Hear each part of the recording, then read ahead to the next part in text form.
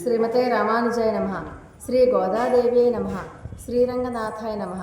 కర్కటే పూర్వ ఫల్గుణ్యాం తులసీ కాననోద్భవాం పాండ్యే విశ్వంభరాం గోదాం వందే శ్రీరంగనాయకి. ప్రియ భగవద్బంధువులారా, రావులపాడు గ్రామంలో వేంచేసి ఉన్న శ్రీ సీతారామచంద్రస్వామి ఆలయంలో ధనుర్మాస వ్రత మహోత్సవాలు అత్యంత వైభవంగా జరుగుతూ ఉన్నాయి. ఈరోజు ఆ వ్రతంలో భాగంగా ఈరోజు 11వ పాసురాన్ని అనుసంధానం చేసుకుని అందులో ఉన్నటువంటి అర్థాన్ని చూద్దాం. నిన్న 10వ పాసురంలో చెప్పుకునేటప్పుడు లోపల ఉన్నటువంటి గోపబాలికని ఎలా లేపారు? ఒక్కసారి మాట్లాడమ్మా అన్నారు. ఎందుకు అలా మాట్లాడమన్నారు అంటే, మనం అనుకున్నాం ఈ 10 మంది గోపబాలికలు కూడా ఆచార్యులు లాంటి వారు, ఆచార్యులే. వాళ్ళని పట్టుకుంటే, వాళ్ళ ప్రాప్యం మనం సంపాదించుకోగలిగితే పరమాత్మకి చేరువైపోతాం. మనం డైరెక్ట్గా పరమాత్మ దగ్గరికి వెళ్ళక్కర్లా, మనం ఆచార్యుల వారిని పట్టుకుంటే చాలు. అంటే వేద ఉపనిషత్ సారము, తర్వాత భగవంతుని దగ్గరికి ఎలా వెళ్ళాలి చెప్పేటటువంటి వాళ్ళు ఒక్కళ్ళు దొరికితే వాళ్ళని పట్టుకుంటే వాళ్ళే చేపట్టుకుని మనల్ని తీసుకెళ్ళిపోతారు పరమాత్మ దగ్గరికి. ఎందుకంటే వాళ్ళ మాటే వింటారట పరమాత్మ కూడా. అటువంటి ఆచార్యుల వారి దగ్గరికి మనం బయలుదేరి వెళ్ళాలి అంటే ముందు ఆచార్యుల వారి ప్రాప్యం సంపాదించాలి. ఎందుకని మాట్లాడమన్నారు? వాళ్ళు మాట్లాడితేనే కదా మనకున్నటువంటి అన్ని సందేహాలు తీరిపోతాయి. మనం ఇప్పటిదాకా ఏమనుకుంటాం, నాకు అన్నీ తెలుసు అనుకుంటాం. ఎప్పుడైతే ఆచార్యుల వారి నోట్లోంచి భగవద్ విషయాలు చెప్తుంటే, అమ్మో ఇంత ఉందా పరమాత్మ గురించి అని అనుకుంటే మనలో ఉన్నటువంటి అహంకారం అంతా తగ్గిపోతుంది. అహంకారం తగ్గితేనే కానీ, అహంకారం పూర్తిగా పోతేనే కానీ పరమాత్మ దగ్గరికి వెళ్ళడానికి మార్గం సుగమం అవ్వదు. అహంకారము, ఆపేక్ష, ప్రేమ, ఇవన్నీ బంధాలు ఉంటాయి కదా. అవి దుర్గుణాలైనా సుగుణాలైనా, మంచివైనా పుణ్యమైనా పాపమైనా ఏదైనా సరే భగవంతుని మార్గానికి అవరోధాలు, ప్రతిబంధకాలు. అవన్నీ పోవాలంటే ఏం చేయాలి? ఆచార్యుని వారి యొక్క శ్రీ సూక్తి వినడమే, మంచి మాటలు వినడమే. చూడండి, నోరు మంచిదైతే ఊరు మంచిదవుతుంది అంటారు. మనం నలుగురితో మంచిగా మాట్లాడామనుకోండి, మనల్ని అందరూ ఇష్టపడతారు, అవునా కదా? అలా కాకుండా చీటికి మాటికి విసుక్కుని అవతల వాళ్ళు మాట్లాడితేనే పాపం అన్నట్టుగా మనం ఉంటే మనకు అందరూ శత్రువులే ఉంటారు. ఆ మంచి మాట ఎదుటి వాళ్ళకి ప్రియం కలిగించేదిగా ఉండాలట. ఆ మంచి మాట మనలో ఉన్నటువంటి అహంకారాన్ని తగ్గించేదిగా ఉండాలట. అటువంటి మాట మాట్లాడు అని చెప్పి నిన్నటి రోజున గోప బాలికలందరూ కూడా ఆ లోపల ఉన్నటువంటి బాలికని లేపి వాళ్ళ గోష్ఠిలో చేర్చుకుని ప్రయాణం మొదలుపెట్టారు. ఈరోజు ఉన్నటువంటి గోపబాలిక కూడా ఎటువంటి గోపబాలిక అంటే, నిన్నటి రోజు మనం చెప్పుకున్నాం ఆ గోపబాలిక ఎలాంటిది?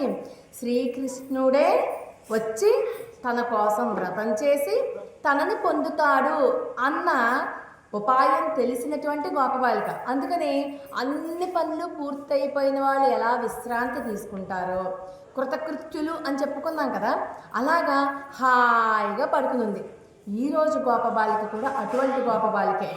అంతేకాదుట, ఈవిడ ఇంకా ఏంటి, కృష్ణ పరమాత్మ ఎలాగైతే ఊళ్ళో అందరికీ కూడా, కృష్ణ పరమాత్మ ఎలాగైతే ఊళ్ళో వాళ్ళందరికీ కూడా ఆదరణీయుడు అంటే, కృష్ణుడు అంటే అందరికీ ఇష్టమే కదా. ఊళ్ళో ప్రతి ఒక్కళ్ళు కృష్ణుడు కృష్ణుడు అనే అంటారు. కృష్ణుడి యొక్క అందానికి మోహపడిన వాళ్ళు ఎవ్వరూ లేనే లేరు కదా ఆ రేపలలో. అలాగనే ఈ గోపబాలిక అంటే కూడా కృష్ణుడిని ఎంత ప్రేమిస్తారో ఈ గోపబాలికను కూడా అంతే ప్రేమిస్తారు ఊళ్ళో వాళ్ళంతా కూడా. అంతేకాదు, కృష్ణుడు ఎంత అందగాడో ఈ గోపబాలిక కూడా అంతే అందగెత్తుట.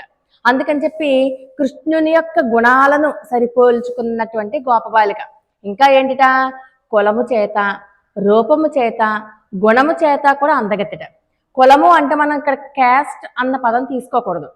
వాళ్ళందరూ కూడా ఐశ్వర్యవంతులు, వాళ్ళ వృత్తి ధర్మాన్ని నెరవేర్చే వాళ్ళు, అలా అర్థం తీసుకోవాలి. మనందరిది ఏం కులం అమ్మా? భక్తి కులం. మనందరం భక్తులమే కదా. మనందరం శ్రీకృష్ణ కులం అంతే మనందరిది. అందరం భక్తులమే, అలా అర్థం తీసుకోవాలి తప్పితే మనం ఫలానా అని చెప్పి ఇక్కడ మనం మాట్లాడకూడదు. అది కాదు తిరుప్పావేలో చెప్పింది కూడా. ఓకేనా? మనం చూద్దాం ముందు ముందు ఏమన్నా అర్థం చెప్తారో. తర్వాత ఈ రోజు ఉన్నటువంటి గోపబాలిక ఎలాంటి గోపబాలిక అంటేట, వాళ్ళ స్వధర్మాన్ని నెరవేర్చుకునేటటువంటి గోపబాలిక. అంటే వాళ్లకు విహితమైనటువంటి కర్మలను ఆచరిస్తూ అవి భగవత్ పరం చేసేటటువంటి వంశం వాళ్ళది. ఇప్పుడు ఈ వీళ్ళందరికీ కూడా ఆవులు సమృద్ధిగా ఉంటాయి, అంటే గో సమృద్ధి ఎక్కువ. వాళ్ళ నీతమైన కర్మ ఏంటి? ఎప్పుడు పాలు పితకడం, పెరుగు తోడుపెట్టడం, నెయ్యి కాయడం, బయట అమ్మడం, అదే కదా. వాళ్ళు ఎంతసేపు కూడా పాలు పెరుగు వెన్న నెయ్యి చేస్తూనే ఉంటారు కదా. ఎవరి కోసం చేస్తారు? కృష్ణుడి కోసం. అంటే వాళ్ళు ఏ పని చేసినా కృష్ణుడి కోసం పాలు పితుకుతున్నాను, కృష్ణుడి కోసం పెరుగు తయారు చేస్తున్నాను, కృష్ణుడి కోసం వెన్న తీస్తున్నాను, కృష్ణుడి కోసం తింటున్నాను. తిన్నా సరే కృష్ణుడి కోసమే. నేను చెప్పాను కదా, మనలో జఠరాగ్ని రూపంలో పరమాత్మ ఉంటాడు. మనం వేసే ప్రతి ముద్ద అగ్నిహోత్రంలో వేస్తున్నట్టే. అగ్నిహోత్రంలో హవిస్ చేయట్లేదా? అలాగే కడుపులో ఉన్నటువంటి అగ్నికి మనం హవిస్ చేస్తూ ఉన్నాం. అట్లా అన్నమాట. అందుకని ప్రతిదీ కూడా పరమాత్మ అంటే స్వధర్మాన్ని ఆచరించేటటువంటి కులం అన్నమాట వీళ్ళు. భగవద్గీతలో కూడా చెప్తారు, స్వధర్మే నిధనం శ్రేయ పరధర్మో భయాపహ. ఎప్పుడైనా సరే మన ధర్మాన్ని మనం నిర్వర్తిస్తే అది మనల్ని మోక్షం దాకా తీసుకెళ్తుంది. పక్కవాడు చేయగాల్చుకున్నాడని చెప్పి మనం కూడా వాడిని చూసి చేయగాల్చుకోకూడదు. పరధర్మం జోలికి వెళ్ళనే వద్దు అని కృష్ణ పరమాత్మ కూడా చెప్తారు మనకి. అలాంటిది అనమాట. అంటే యోగ కర్మసు కౌశలం. మీరు యోగం, మీ పని మీరు చేస్తే ఆ కర్మ ఎలా ఉండాలి? మళ్ళీ పరమాత్మ పరంగా ఉండాలి. అంటే కర్మ చెయ్యాలి, కానీ ఆ కర్మ ఎందుకు కర్తృత్వ భావన ఉండరాదు. ఈ పని నేను చేస్తున్నాను అని అనుకోకూడదు. ఈ పని నా చేత భగవంతుడే చేయించుకుంటున్నాడు అంటే సరిపోతుంది. అలాంటి ఆ పన్ను చేసినట్టు కాదు. ఆ పని వల్ల వచ్చే మంచైనా చెడైనా నీకు చెందవు. అందువల్ల మంచి జరిగితే ఆనందించక్కర్లేదు, చెడు జరిగిందని చెప్పి బాధపడక్కర్లేదు. అంటే బ్యాలెన్స్ అయిపోతుంది. అందుచేత ఏదైనా సరే మనం ఈ మనం చేసే పని వల్ల అది లాభమైనా నష్టమైనా పరమాత్మకే.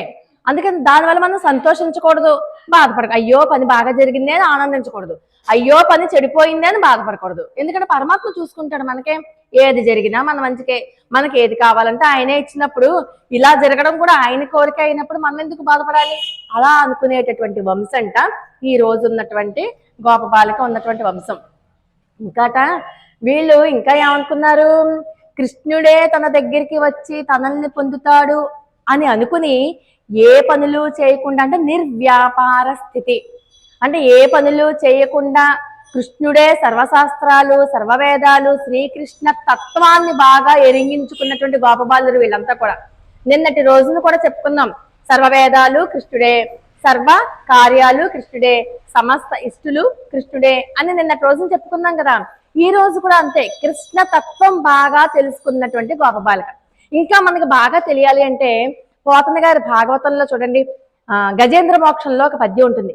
ఎవ్వనిచే జనించు జగమెవ్వని లోపల నుండు లీనమై ఎవ్వని ఎందుడిందు పరమేశ్వరుడెవ్వడు మూల కారణండెవ్వడు అనాది మధ్యుడెవ్వడు సర్వము తానైన వాడెవ్వడు వానిన్ ఆత్మభవున్ ఈశ్వరునే శరణంబు వేడెదన్ అన్నారు అప్పుడు గజేంద్రుడు.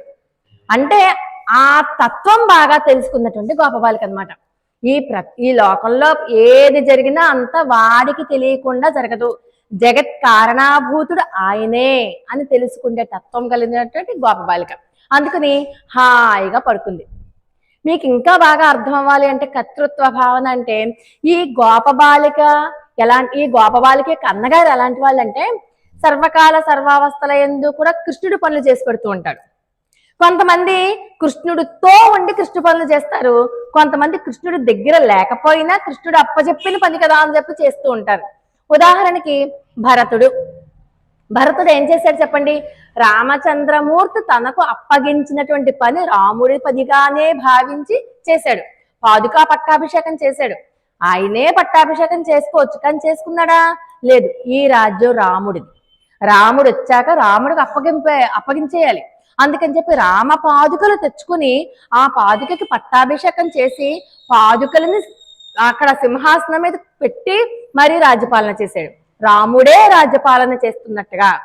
అప్పుడు ఏమైంది? చేసే పనంతా రాముడికి చెందిందా లేదా? మరి రాముడే రాజ్యపాలన చేస్తే ఎలా ఉంటుంది రాజ్యం? ఎంత జాగరూకతతో చెయ్యాలి. అంత జాగ్రత్తగా ప్రతి విషయం కూడా రామరాజ్యం ఎలాగైతే ఉందో భరతుడు కూడా రాముడి పేరు చెప్పి అలాగే పరిపాలించాడు. రాముడు రాజ్యం ఇది, రాముడికి మంచి పేరు రావాలి, అమ్మో రాముడు ఫలానా వాళ్ళ సమస్య తీర్చాడో లేదని అడుగుతాడు, అమ్మో రాముడికి, అమ్మో రాముడు, ప్రతిదీ అంతే. భోజనం చేస్తాడానికి రాముడు తిన్నాడో లేదో, తాగేందుకు రాముడు పడుకున్నాడో లేదో, రాముడు ఈ సమయానికి ఏం చేస్తాడు, రాముడైతే ఇలాగే తీర్పిచ్చేవాడు కదా, ఇలా అనమాట. అంటే తను చేసే ప్రతి పని కూడా రామకార్యంగా అనుకుని రామ పనే రాముడే చేస్తున్నాడని చెప్పి రాముడి కోసమే, రాముడి కొరకు, రాముడి కోసం, రాముడికి మధ్యవర్తిగా ఉండి రాముడి తరపున చేశాడు ఈ పనులన్నీ కూడా కదా. అందుచేత అలాంటి వంశం అదొకటి. ఇంకొకళ్ళు లక్ష్మణస్వామి. లక్ష్మణస్వామి దూరంగా ఉన్నాడా? లేదు, రాముడి పక్కనే ఉన్నాడు. రాముడి పక్కనే ఉంటూ రామచంద్రమూర్తికి కావలసిన అన్ని రకాలైనటువంటి పనులు రాముడు అడగకుండానే, ఆయన ఏమన్నా అడుగుతున్నాడండి, పొద్దున్నే తలుపు తీయండి, పొద్దున్నే హారతి ఇవ్వండి, నాకు నైవేద్యం పెట్టండి, ఆయన ఏమన్నా అడుగుతున్నాడా? అడగడు. కానీ మనం కదా తీసుకొచ్చి పెట్టాం, తీసుకొచ్చి పెట్టినందుకు ఆ మర్యాద ఇవ్వాలి కదా మనం కూడా. ఆయనకి చేయాల్సినటువంటి నిత్య కార్యక్రమాలు మనం నియమంగా చెయ్యాలి, అది రూల్ అంతే. ఆయన ఏమన్నా చెప్పారంటే గుడి కట్టండి నన్ను దాంట్లో పెట్టండి అని, నారాయణ తత్వాన్ని అనుసరించి అన్ని చోట్ల నేనే ఉన్నాను కాబట్టి అన్ని చోట్ల ఉన్న నన్ను ప్రార్థించండి అని అన్నే కదా అన్నాడు.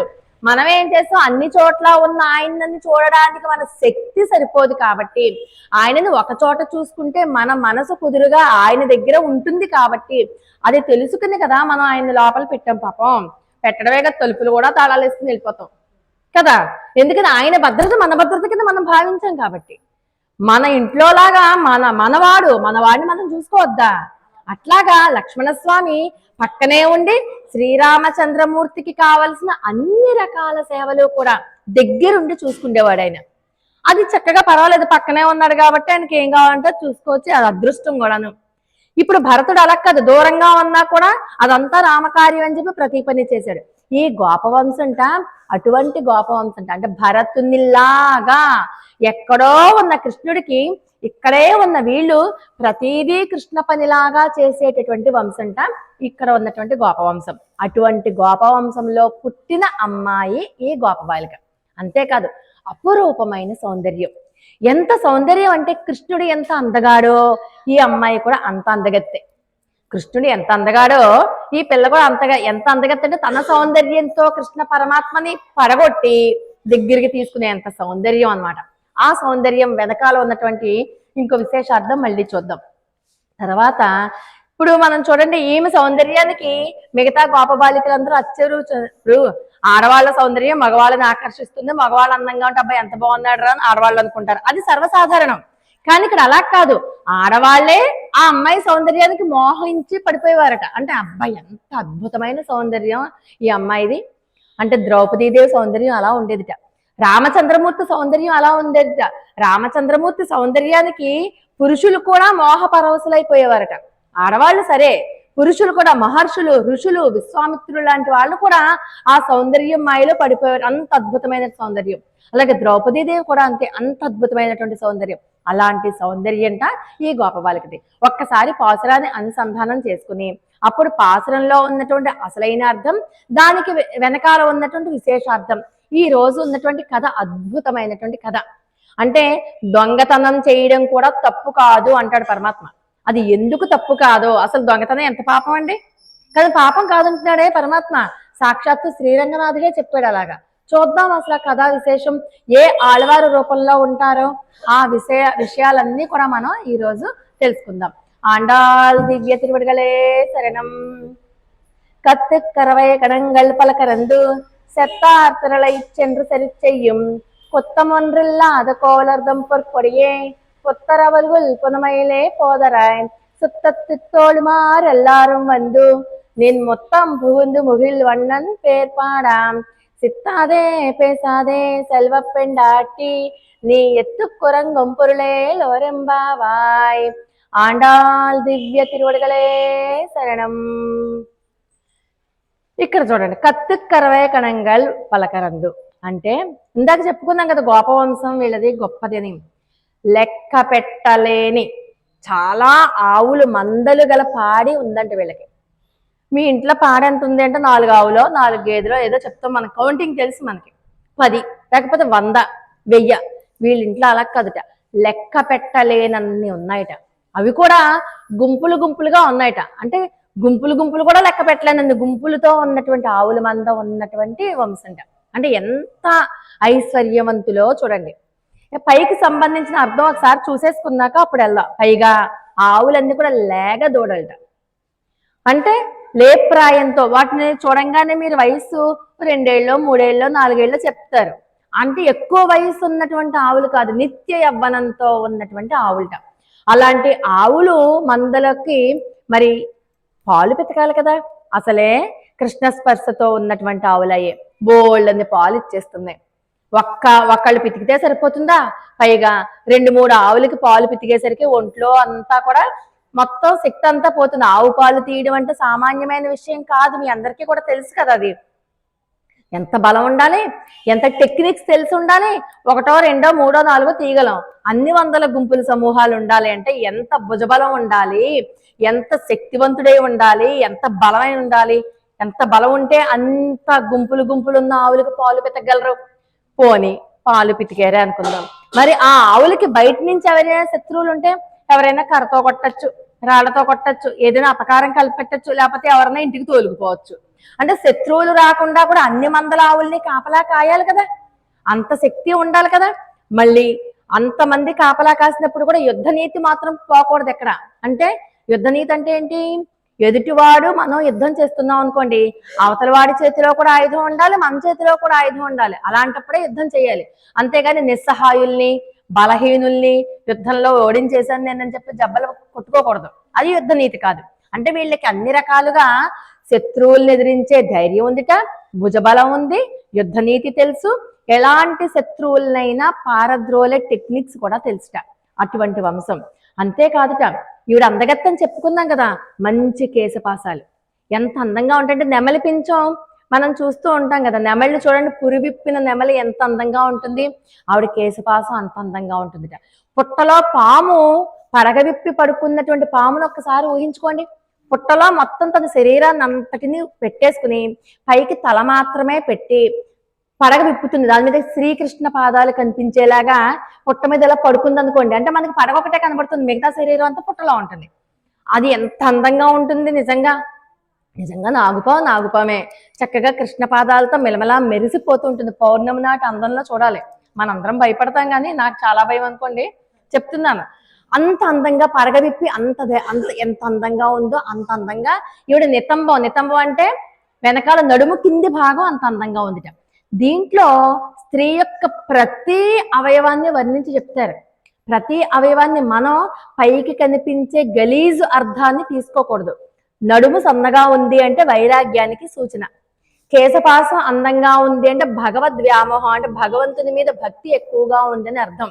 ఈ కింద ఉన్నటువంటి ఈ విశాలమైనటువంటి ప్రదేశం చాలా బాగుంది అంటే ఏంటి అర్థం? ఆవిడ యోగ శాస్త్రంలో నిష్ఠురాలు, యోగ శాస్త్రం బాగా తెలిసినటువంటి వాటిది, హఠయోగము అలాంటి యోగాలు తెలిసినటువంటిది అని అర్థం. అలాంటి అర్థాలు తీసుకోవాలి తప్పితే బాహ్యంగా కనిపించేటటువంటి చెత్త పిచ్చి అర్థాలు తీసుకోకూడదు. వాటిని మనం ఈ దీంట్లో అనుసంధానమే చేసుకోకూడదు. అర్థమైందా? అంతటి అందగత్తెట. తర్వాత అదేంటమ్మా మేము ఇంత అలా అరుస్తున్నా కూడా నువ్వు ఉలకవు పలకవు ఏంటి అని చెప్పి పిలుస్తారు. సరే, ముందు మనం చూద్దాం. ఎక్కువ లేగదూడలు కలిగినటువంటి చాలా గొప్ప వంశం, అది కూడా గుంపులు గుంపులుగా ఉన్నాయట ఆవులు. గుంపులు గుంపులుగా ఉన్నటువంటి లేగదూడలు అంటే ఆవులు దేనికి సంకేతాలు? ఇంతకు ముందు పాఠశాలలో కూడా చెప్పాం. గోవులు అంటే గోవులు ఈజ్ ఈక్వల్ టు వేదాలు. వేదాలు ఎన్నని చెప్తారు మీరు? మనం మామూలుగా పైకి 4 వేదాలు అని చెప్తాం, కానీ వేద రాశి అంటారు. వేద రాశి అనంతాలు. ఏ ఒక్కటి దాన్ని మనం చదువుకోలేము, దాన్ని మనం అవపోసన పట్టలేము. వేదరాశి అంటేనే అనంతం. వేదాలు లెక్క పెట్టడానికి వీలు లేదు, లెక్క పెట్టలేం. ఆకాశంలో నక్షత్రాలు లెక్క పెట్టగలమా? ఇసుక రేణువుల్ని లెక్క పెట్టగలమా? మన కేశాలని లెక్క పెట్టగలమా? భగవద్గుణాలు ఎన్నుంటాయో లెక్క పెట్టగలమా? భగవద్ లీలలు ఎన్నుంటాయో లెక్క పెట్టగలమా? అవేవి లెక్క పెట్టలేనట్టుగానే ఇక్కడ ఆవుల మందలు కూడా అన్ని ఎక్కువ ఉన్నాయి అంటే వేద రాశి అంత ఎక్కువగా ఉంది అని అర్థం. అంటే ఇంకా చెప్పాలి అంటే వీళ్ళందరూ లేప్రాయం అంటే లేగదూడలని చెప్పుకున్నాం కదా. లేగదూడలు కాకపోతే ఎలా ఉంటాయమ్మా? కృష్ణ పరమాత్మ ముట్టుకున్న శరీరానికి వృద్ధాప్యం అంటూ వస్తుందా? సాక్షాత్తు కృష్ణుడే మనల్ని పట్టుకున్నప్పుడు మనకు అసలు వృద్ధాప్యం ఎందుకు వస్తుంది? కృష్ణుడు అలాగే నవనవలాడిపోతాడు, మనం అలాగే ఉంటాం. ఆవులు కూడా అలాగే ఉన్నాయంట. 25 సంవత్సరాలు ఎలా ఉన్నవాళ్ళు ఎలా ఉంటారో అలా ఉంటారట. అలా సీతమ్మ వారు కూడా అనసూయామాతకి తన కథను చెప్తూ తనకి 18 సంవత్సరాలని, రామచంద్రమూర్తికి 25 సంవత్సరాలని చెప్తుంది. ఈ 25 అంటే ఎప్పుడు వాళ్ళు 25 సంవత్సరాలే, ఎప్పుడు వాళ్ళకి 25 దాటో, 25 లోపు ఉండో. 25 అంటే పూర్తి మెచ్యూరిటీ ఉన్నటువంటి వయస్సుట. ముక్త పురుషులు అంటారు. అంటే అక్కడ వైకుంఠంలో ముక్త పురుషులు అందరూ అంటే శ్రీకృష్ణ పరమాత్మ, శ్రీ విష్ణుమూర్తి, శ్రీమన్నారాయణుడు ఎలాగైతే ఉంటాడో, చతుర్భుజాలు, శంఖ చక్రాలు, ఆ యొక్క యవ్వన రూపం, ఇంకా జిరాక్స్ కాపీ అనమాట. శ్రీమన్నారాయణ యొక్క జిరాక్స్ కాపీలా ఉంటారు అక్కడ ఉన్న వాళ్ళందరూ కూడా. రేపొద్దున మనం వైకుంఠానికి వెళ్ళినా మనం కూడా అలాగే మారిపోతాం. ముక్త పురుషులు అంటే అది 25 సంవత్సరాలే. అంటే ఎప్పుడు కొన్ని వేల లక్షల యుగాలు అయిపోయినా 25 సంవత్సరాలు వాళ్ళకి. చూడండి, చాలా మంది సినిమా వాళ్ళు చూడండి, ఇదివరకు అనేవారు మీ వయసు అంటే 16 ఏళ్లే అనేవారు. టీనేజ్ ఎప్పుడు అడగండి, టీనేజ్ వాళ్ళకి వయసు చెప్పరు, ఇంకా ఎప్పుడు 16 ఏళ్లే.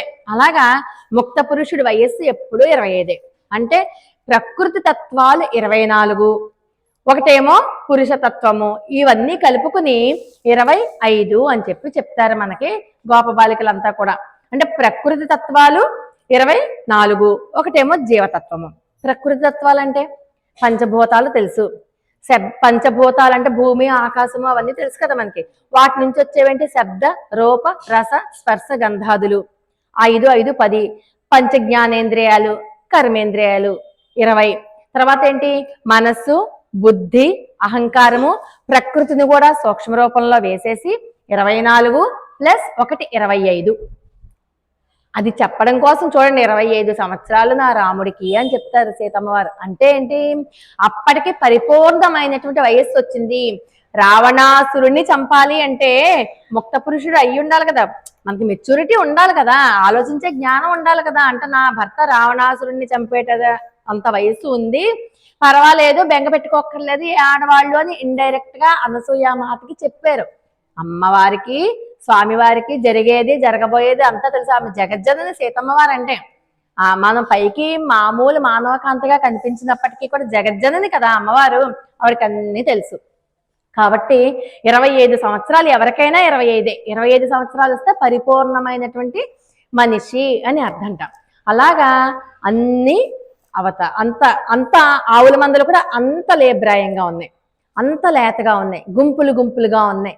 గుంపులు గుంపులుగా అంటే మనకి చూడండి ఇంకొక విషయం కూడా చెప్పుకోవచ్చు మనం. భగవద్గీతలో కృష్ణ పరమాత్మ చెప్తాడు. భగవద్గీత సారం చెప్పేటప్పుడు అర్జునుడు అంటాడు, ఇవన్నీ నీకెలా తెలుసు కృష్ణ అంటే, ఓ అర్జున, బహూనీమే వ్యతీతాని జన్మాని తవచ అర్జున, ఇవి నీకు ఈ జన్మ మాత్రమే తెలుసు, నాకు అలా కాదు, ఇంతకు గడిచిపోయిన జన్మలో తెలుసు. అప్పుడు నువ్వు పుట్టావు, నేను పుట్టాను, నీ జన్మలు నాకు తెలుసు, నా జన్మలు కూడా నాకు తెలుసు, నీకే తెలియదు.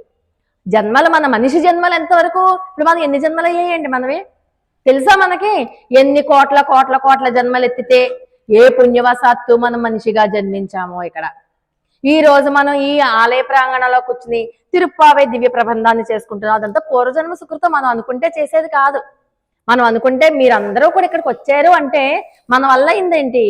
స్వామి లాక్కొచ్చాడు. నేనేమన్నా చెప్తాను అనుకున్నానండి, నేను ఎప్పుడు కలయా అనుకోలేదు. స్వామి అంతే, మనకి బుద్ధి తోపిస్తాడు. కాకపోతే దానికి మన ప్రయత్నం కూడా చెయ్యాలి. ఆ ప్రయత్నమే మన అందరిని ఇక్కడికి కూర్చోబెడుతుంది అనమాట.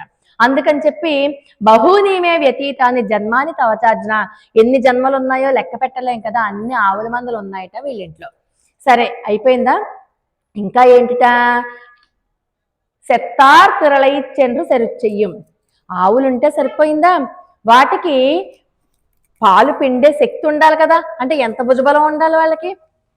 పోనీ పాలు పిండే శక్తి, పాలు పిండంగానే శక్తి అంతా పోతుంది. ఈ లోపల ఎవరైనా శత్రువులు వస్తాయి, వాళ్ళని ఎదిరించడానికి ఓపిక ఉండాలి కదా. అంటే వీళ్ళ భుజబలం ఎంత ఎక్కువ ఆలోచించండి.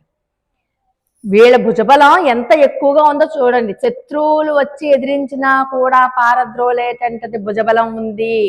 వీడు పాలు తీసేది వీళ్ళ కోసం కాదుట, చేపు వచ్చి వాళ్ళు ఏం చేసుకుంటారండి, అన్ని సమూహాలు గుంపులు గుంపులుగా ఉన్న ఆవుల నుంచి పాలు పిండుకుని ఏం చేసుకుంటారు? రోజుకి అయితే మనకైతే లీటర్ సరిపోతే వాళ్ళకి 10 లీటర్లు సరిపోవచ్చు. మిగతా పాలు వాళ్ళ కోసం తీయట, కృష్ణుడి కోసం తీస్తట. కృష్ణుడు వెన్న అడుగుతాడు కదా, వెన్న పెట్టాలి కృష్ణుడికి. ఎవరికి వాళ్ళే, అంతమంది దగ్గర వెన్న తినేస్తాడు. అఖిలాండ కోటి బ్రహ్మాండ నాయకుడు చిన్న బొజ్జులో ఎంత వెన్న ఉన్నా వెళ్ళిపోతుంది. ఆయన తృప్తి చెందాడా, సకల లోకాలు తృప్తి చెందుతాయి. అక్కడ ఉన్న కిటికది. మనం ఏమనుకుంటామంటే ఈ మధ్య బాగా వైరల్ అవుతున్న విషయం ఏంటంటే, అభిషేకానికి పాలు పోసేటప్పుడు గుడి బయట ఉన్న వాళ్ళకి పాలు ఇవ్వచ్చు కదా, అభిషేకానికి లీటర్ల పాలు పోస్తే అవన్నీ భూమిలో కలిసిపోతున్నాయి కదా, పెద్దవాళ్ళు ఏదో కనిపెట్టినట్టు. అభిషేకాలు ఇవన్నీ ఎందుకు చేస్తారు? పరమాత్మ సంతృప్తి చెందితే బయటవాడు అన్నంత నప్పంత పొట్ట నిండిపోతుంది. ద్రౌపదీదేవి ఏం చేస్తుంది? దుర్వాసో మహర్షి వచ్చాడు, వీళ్ళందరూ భోజనాలు అయిపోయాయి, ఖాళీ అయిపోయింది. అక్కడ కొండ ఖాళీ అయిపోతే దుర్వాస మహర్షి వచ్చారు అక్కడికి. వచ్చి భోజనం పెట్టండి నేను వస్తున్నాను అన్నాడు ఆయన. వీళ్ళందరూ స్నానం చేయడానికి పక్కనే ఉన్నటువంటి నదికి వెళ్ళారు. దుర్వాస మహర్షి శిష్యులు అందరూ కలిసి. పంచపాండవులు, ద్రౌపదీదేవి అరణ్యవాసం చేస్తున్నారు. ఇక్కడ ఇంట్లో ఉంటే రాజ్యంలో ఉంటే గబగబా కోశాగారం నుంచి డబ్బులు తెప్పించి ఏవో చేస్తారు. ఈ అరణ్యంలోంచి ఎక్కడి నుంచి వస్తాయి? ఎలా తెస్తారు? ఆయన వచ్చేసాడు, కూర్చున్నాడు, ఎలాగా అంతే. ఒక్కసారి గోవిందా అని అనుకుంది. వెంటనే కృష్ణుడు ఏం చేశాడంటే, ఒక్కసారి చూడమ్మా గిన్నెకి ఏమన్నా అంటుకుని ఉందేమో చూడన్నాడు ఆయన. ఒక్క మెతుకు అంటుకుని ఉంది, ఆ మెతుకు నాకు సమర్పించన్నాడు. సమర్పించింది. వాళ్ళందరికీ కడుపులోంచి తేనుపులు వచ్చేసాయి, చెప్పకుండా వెళ్ళిపోయారు.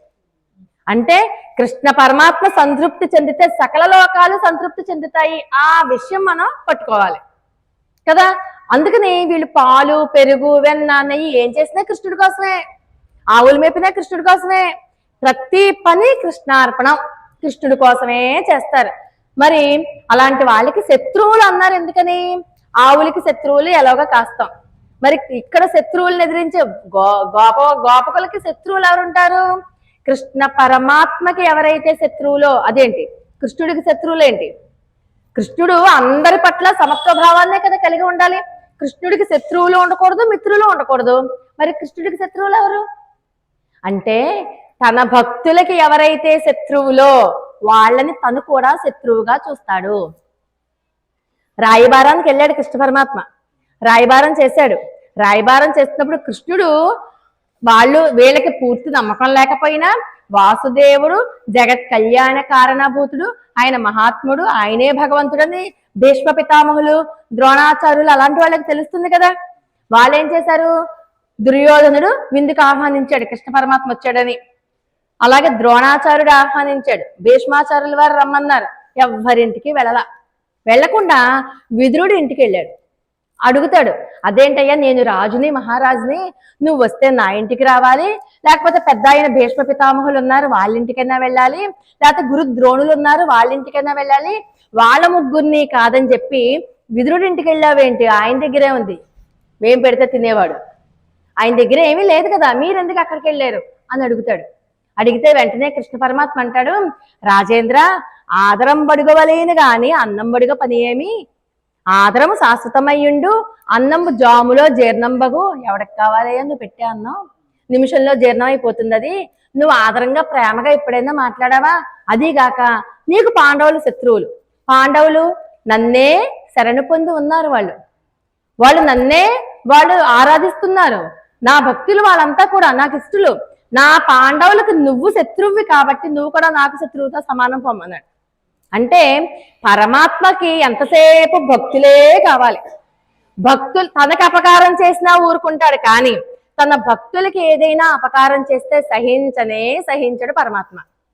అర్థమైందా? అందుకని పరమ భాగవతోత్తముల దగ్గర చాలా జాగ్రత్తగా ఉండాలి, భక్తుల దగ్గర అపరాధమే చేయకూడదు. అర్థమైందా? ఇప్పుడు ఇక్కడే ఉన్నాం మనం, ఏదో ఒక ఉత్సవం ఏదో జరుగుతుంది, ఆంజనేయ స్వామికి రామచంద్రమూర్తికి మధ్యలో ఎవరు రాకూడదు, కానీ మనకి భక్తి ఆవేశంతో ఏం చేస్తాం? మధ్యలో నుంచుని దండం పెట్టుకుంటాం, ఎందుకంటే దేవుడు నా వైపే చూసేయాలి, నాకే వచ్చేయాలి, మొత్తం ఏదన్నా పుణ్యం ఏదన్నా ఉంటే మొత్తం నాకే వచ్చేయాలి. కానీ అక్కడ నువ్వు ఒక అపరాధం చేస్తున్నావు, ఆంజనేయ స్వామిది వీపు పెడుతున్నావు కదా, పెద్దవాళ్ళకి మనం వీపు చూపించచ్చా? పెద్దవాళ్ళ వైపు అది అపరాధమే కదా. తెలియదు కానీ తెలుసుకోవాలి. భక్తుల దగ్గర అపరాధం చేస్తే పరమాత్మ పుణ్యం కాదు కదా, పాపాన్ని నీ ఖాతాలో వేస్తాడు. అందుచేత భక్తులని శత్రువులుగా చూసిన వాళ్ళు తనకే శత్రువుల కింద చూస్తాడు ఆయన. అందుచేత నీకు పాండవులు శత్రువులు కాబట్టి నాకు కూడా మీరు శత్రువులు అంటూ చెప్పేస్తాడు అక్కడ అందరికీ. ఆ రకంగా ఎవరైతే భగవద్ విరోధులో వాళ్ళందరూ కూడా ఈ గోపా బాలురు అందరికీ విరోధులేట. భగవద్ విరోధులు ఎవరైతే ఉంటారో వాళ్ళందరూ వీళ్ళకి కూడా శత్రువులే. అటువంటి శత్రువులు కూడా వీళ్ళు ఎదురెళ్ళి పోరాడేటటువంటి భుజబలం ఉంది. మరి ఇందాకే చెప్పుకున్నాం మనం, గోవులు వేదాలు అని చెప్పుకున్నాం. గోవుల నుంచి పాలు పిండుతారు. పాలు అంటే ఏంటి? భగవత్ గుణ వైభవం. ఆ పాలుని చిలికి చక్కగా కాగబెట్టి తోడుబెట్టి వెన తీసి నెయ్యి తీసి అంటే ఏంటి?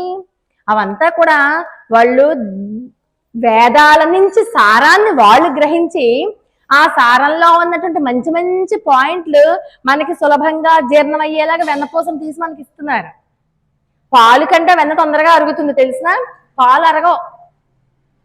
అంటే దురవగాహ్యములైనటువంటి వేదాలు వాళ్ళంతా ఔపోసన పెడతారు, దాని సారం అంతా వాళ్ళు గ్రహిస్తారు.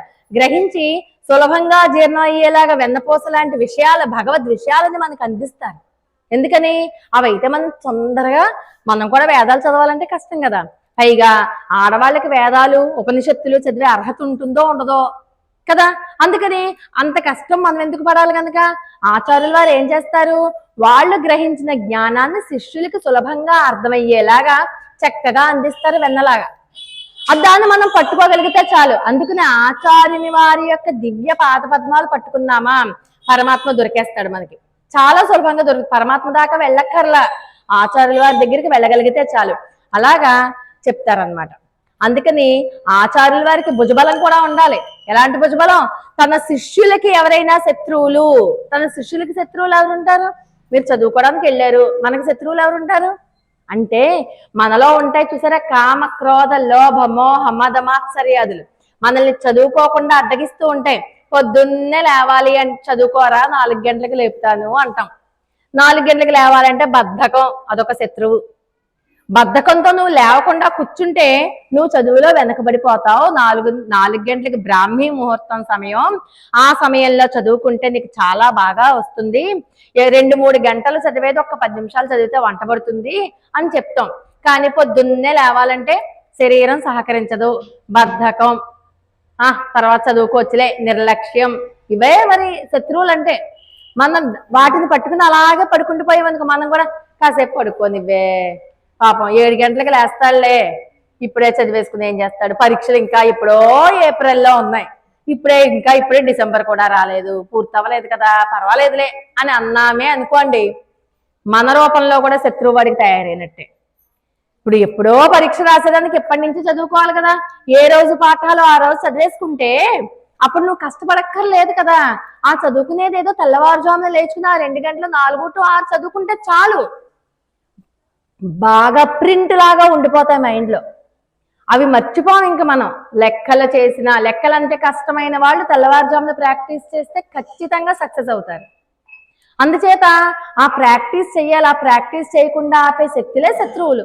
అలాగే మీరు భగవద్ధ్యానం చేసుకోవాలనుకుంటారు, ఆవలింతలు వస్తాయి, అప్పుడే నిద్ర వచ్చేస్తుంది. ఏమిటో ఉత్తప్పుడు అంతా నిద్ర రాదు, ఇలా కూర్చుందామా లేదా బుడుక్కుని నిద్ర వచ్చేస్తుంది. శత్రువు. అవే దుష్టశక్తులు అంటే అవే ఆవలింతలు, తుమ్ములు, ఎక్కలేని పనులన్నీ దేవుడి దగ్గర కూర్చున్నాకనే గుర్తొస్తాయి.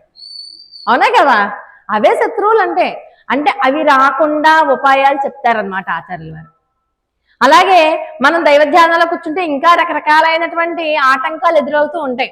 మనకే అనిపిస్తుందా, ఇవాళ గదిలో రేపు చేయొచ్చులేదు, ఏ పరంగా పొద్దున్నే చేసేయాలంటే ఏమన్నా రూలా, 7 గంటలకు చేయొచ్చులేదు అని అనుకుంటాం కదా, అది శత్రువే. మనకి శాస్త్రంలో ఏముంది, బ్రాహ్మీ ముహూర్తానికి ముందు అంటే కనీసం సూర్యోదయానికి, సూర్యుడు రాకుండానే దీపారాధన చేయడానికి ఎన్ని నిమిషాలు పడుతుంది? 3 నిమిషాల కంటే ఎక్కువ పట్టదు. ముందు రోజు ఎలాగో సాయంకాలం కడిగేసుకుని పెట్టుకున్నాం అనుకోండి, చక్కమంది వెలిగించేసి పెట్టేసి బయటకు వచ్చేయండి. మీరు ఏమన్నా చదువుకోవాలంటే తర్వాత చదువుకుందరు, కానీ దీపారాధన మాత్రం చేయగలం కదా. ఎంతసేపు పడుతుంది? 2 నిమిషాలు. ఆ 2 నిమిషాలు కూడా బరువు అనిపిస్తాయి చూసావా, అదే శత్రువు. అలాంటి శత్రువుల్ని ఎదుర్కోవడానికి మనకి ఆచార్యుల వారికి శ్రీ సూక్తులు మనకి బాగా సహాయపడతాయి. అందుకని అటువంటి భుజబలం అంటే దానికి భుజబలం కాదు, జ్ఞానము, అనుష్ఠానము అవి ఉండాలి. పైకి కనిపించే అర్థం ఒకటే, అంతరార్థంగా ఉండే అర్థం ఒకటే అని చెప్పుకుంటున్నాం కదా మనం, అదనమాట. అటువంటి శక్తుల్ని కూడా ఎదిరించగలిగేటటువంటి గొప్ప వంశము వీళ్ళది. అలాగే ఇంకా ఏమంటారు వాళ్ళు,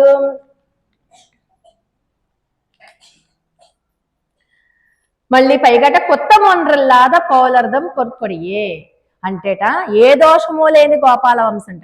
దోషం లేకపోవడం అంటే ఈ యుద్ధ నీతి ఇందాకే చెప్పుకున్నాం కదా, శత్రువులు వస్తే అతని చేతిలో కూడా ఆయుధం ఉంటేనే యుద్ధం చేసేవాళ్ళు, అంతేగాని బలహీనుల మీద యుద్ధం చేసేవాళ్ళు కాదు. అయ్యో చూసావా వాడు ఎలా గెలిచాడు అనుకుంటున్నావు, మోసం చేసి గెలిచాడు అని మాట రాకూడదు. దోషం లేకపోవడం అంటే అది. అలాగే కోవలర్థం కొర్కొడియే, ఈవిడ బంగారు తీగ లాంటిదా. బంగారు తీగ అంటే బంగారు తీగకి ఆలంబనగా ఏ కర్రో ఏదో ఉండాలిగా, లేకపోతే తీగ నిలబడుతుందా? మీరు దొండ తీగో చిక్కుడు తీగో ఏదో వేశారనుకోండి, ముందు కర్ర పెడతారు, పందిరి తర్వాత వేద్దాంలేండి, ముందు కర్ర పెడతామా లేదా ఎక్కేదాకాను? అంటే ఇందాక సీతమ్మ వారు ఏమన్నారు, నా వయసు 18 సంవత్సరాలు, రామచంద్రమూర్తి వయసు 25 సంవత్సరాలు అంది. 18 సంవత్సరాలు వచ్చేసరికి ఆడపిల్లకి పెళ్లి చేసేయాలి అంటే పరిపూర్ణంగా అమ్మాయి ఇంకొకళ్ళ ఆలంబన వచ్చేటటువంటి వయస్సు అది అని చెప్పడం అనమాట బంగారు తీగ అంటే. అంటే చిన్నప్పటి నుంచి కూడా తండ్రి ఆలంబనలో ఉంటుంది, తండ్రి, అన్నగారులు, తమ్ముడు. ఒక వయసు వచ్చాక ఎవరు కావాలి, తోడు భర్త కావాలి. కాబట్టి ఆ బంగారు తీగ అనేసరికి అక్కడ మనకి అందరికీ భర్త ఎవరు, కృష్ణ పరమాత్మే. ఆ కృష్ణ పరమాత్మని ఆలంబనగా చేసుకుని, అంటే కృష్ణ పరమాత్మ మీద డిపెండ్ అవ్వాలి.